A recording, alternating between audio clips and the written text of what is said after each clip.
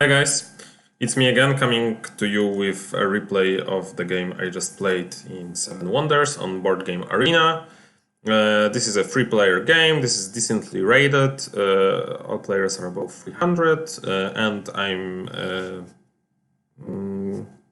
will be playing Alexandria and I will be playing Alexandria B. In the base game I see no reason for the A sides of the wonders that have access to this, because this is like really not necessary.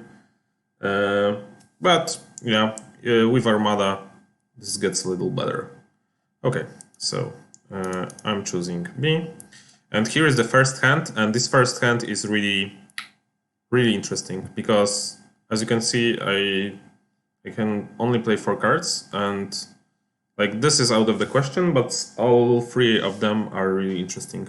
Like this can get me into heavy blue, which is possible because in this game, this is a 3-player game, and there is a Colossus here. So I'm anticipating this Colossus to get big on fights and win fights.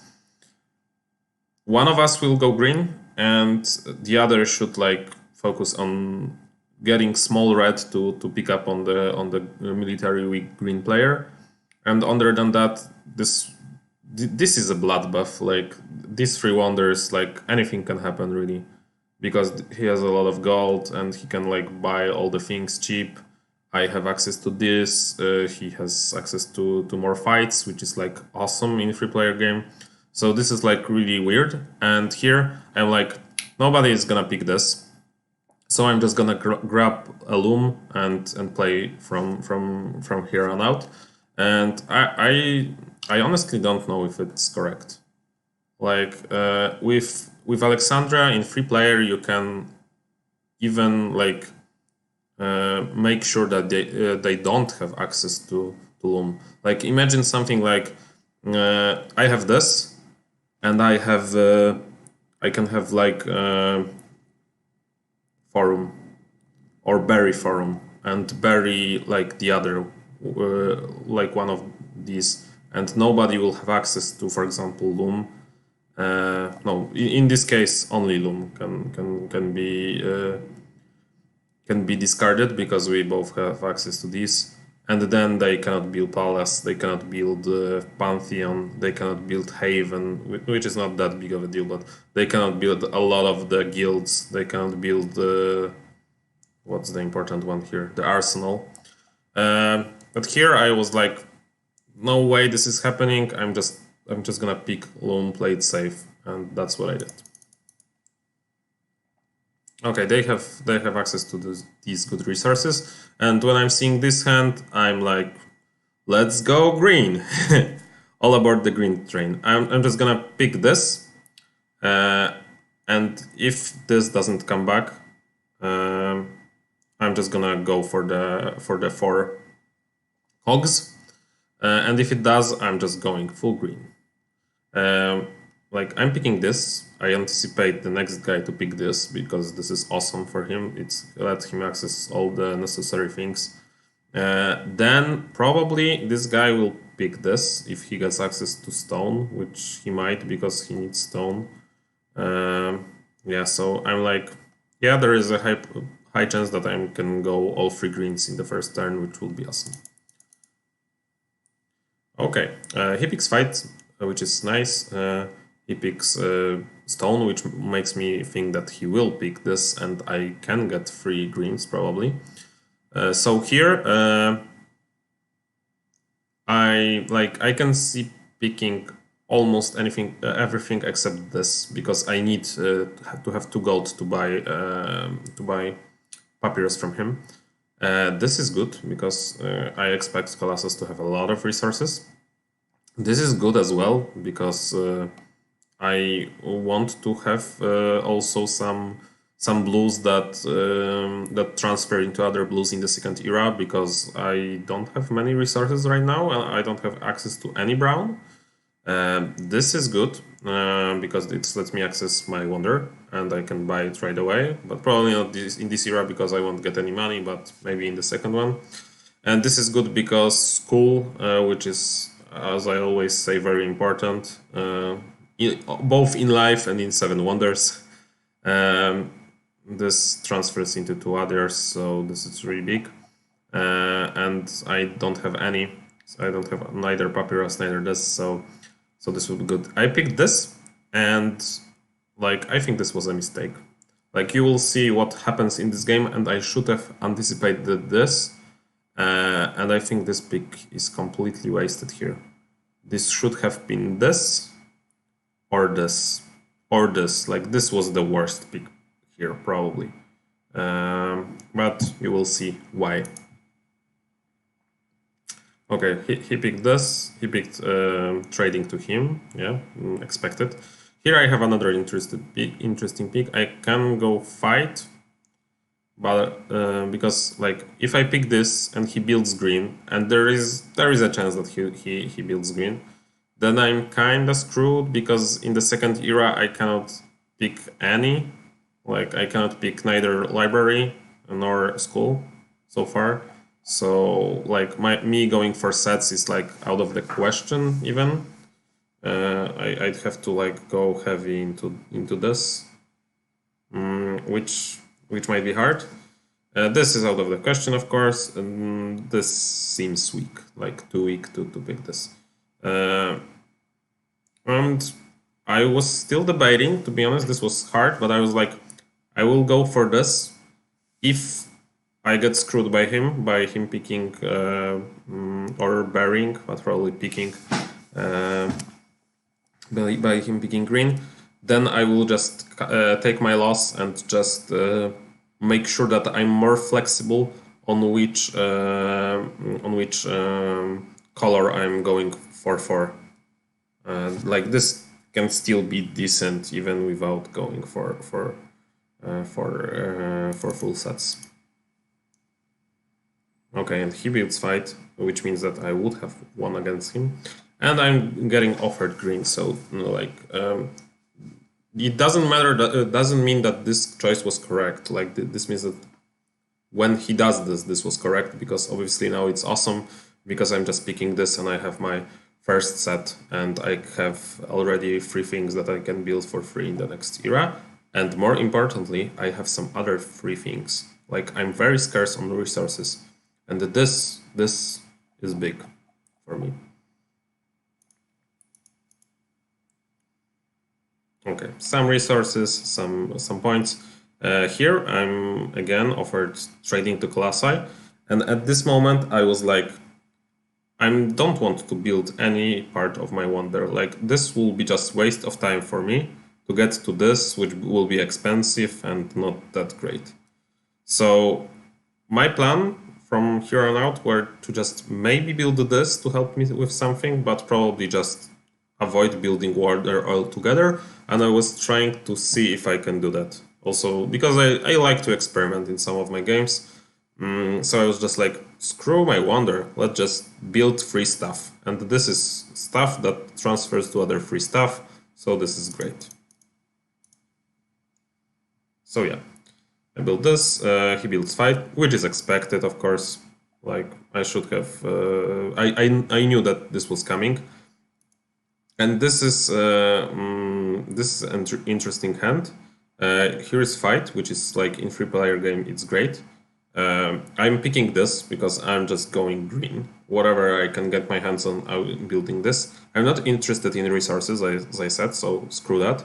But there are great stuff on this hand, so some of this will come from back to me. Like this is really good, obviously for everyone. This is decent, so somebody might pick this up. I don't like this that much, but yeah, they might pick this up. This is great, 4 points for these resources that they have. Like this guy already has everything. This guy is like missing 1 that he can buy from him, which is like really decent. And both fights are great. So like I'm picking this and I'm hoping that this will come back. But if it doesn't, yeah, should have known that it doesn't. But I'm thinking that I will pick this. He will pick this. He will pick probably this because he won't pick this, I think. He will pick some other fights. So this might come back to me and it might let me win with this guy on red. Okay, he's building resources. He's bearing. This is probably one of the green cards, and this is good. Like, I appreciate him playing well and doing the correct choices here. I got offered another interesting hand. This is great, like for them, not for me, but for them. So they will probably one of them will pick this up. I imagine this will be Colossi. Colossus, sorry. Colossi is plural. I know I make this mistake a lot. But I'm picking green. Like I'm hoping to get 3 sets of green. I'm at this time I was thinking this is skull. I'm not sure if it was skull to be honest because I haven't checked and I cannot see here. But I was thinking this was skull and I was hoping to get the cog. Like cog is really important for me because cog lets me get fight in this third era. And this is the only one. From the first era, both apothecary and workshop lets you pick one of the fights, and here only laboratory transfers into fight because this transfers to arena, which is garbage for me.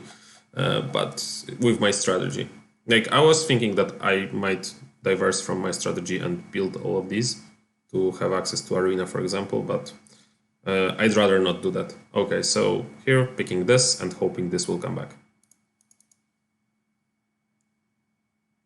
Okay, he picks this, so I predicted correctly, yay me. And here is an interesting choice. I know I just passed him fight, but there were some other really nice things, and I'm thinking that he will think that I'm weak militarily. So I'm picking this and hoping that one of these will come back and I can win fights. Like this is not that great for him at the moment, nor him. So I'm thinking this might actually come back. And if not, I can always go for the vineyard. They are lacking some clay, so one of them should pick this up probably, and this for sure will come back to me because no one is interested in picking that. Okay, so I got some gold for my clay because he built this, which I think is a big mistake by him. Like he paid both of us, right? To pick this, which he really didn't need to. Like he paid 4 to get 1 discount whenever he uses this because he can buy from this. So this was like huge mistake. Okay, here easy choice. This is the only card I can build. I got a little lucky. I think he should have bought this. This is almost free for him, right? It costs him 2.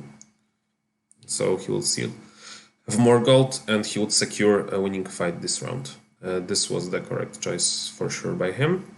Or this. Like this was I think one of the worst. Like this might be even worse than this. This was also great for him. Like he could have picked this and it's free for him and it lets him build something in the other era. This also lets him build gardens in the next era, which I can't buy at the moment for cheap. So, like, yeah. One of these 3, definitely not this. This big mistake by this guy. And I'm picking this, of course. Okay, he picked this. I don't know why, but yeah, whatever. I'm fine. Like, I know that something good will come back from that hand because there were at least 2 things that I wanted. So I'm picking this, obviously here. Maybe there is some merit to this if we were playing not free player, because in free player there is no Chamber of Commerce. With this, I don't anticipate going for like heavy press or something, so this is much better. And this is of course unplayable. It's a bug, like it should be something that you have this already, you cannot buy this.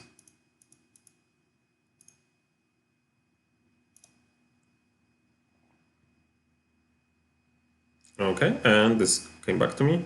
I'm not interested in that one. Like, let me do something, but it costs gold.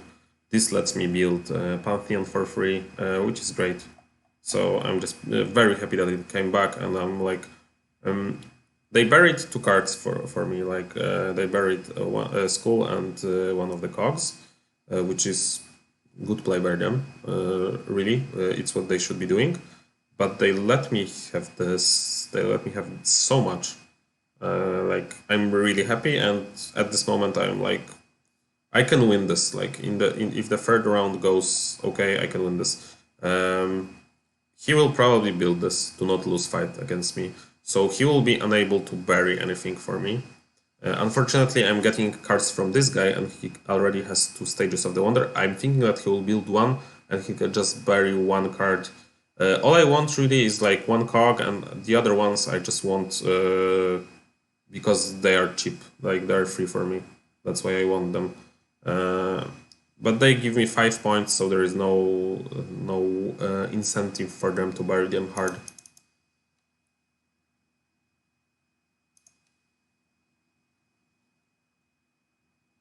Okay, they built the wonder. I won this fight. I drew here, so this is going great. I have some leverage over these guys, and usually when you go green, you have more points, but you are weak militarily. I'm strong militarily. Unfortunately, I cannot buy this nor this. There is one arsenal that I can buy, but this cost me a lot. This cost me 6, so this is not great. I don't have money. Here it's an easy choice, right? Because this is 7 points for free because I built this temple, which I think temple might be a little underrated because, like, I have to take a closer look of how many times it gets you this in like in low player counts, because this might be even worth more than 4. If you for like if you pay 4 to get this, and you still would want to do this in some situation, this is like worth more than 4 and 1 gold. So yeah, I'm just rambling here about how good sometimes temple is, and here it went great. I'm hoping that this will come back, and it really might, because like none of them have that many yellows. So like this guy for sure won't buy this. There's like this, and there's like other good stuff. But this guy might, because he might calculate that I can only build this and buy this, and I expect this guy to go more heavily into yellow. But I'm still thinking that this might come back, and yeah, like I will pick from each hand twice in 3-player game, right? So this will be my 1, and this is my second pick. If it doesn't, I will just throw a card for money for 1 point.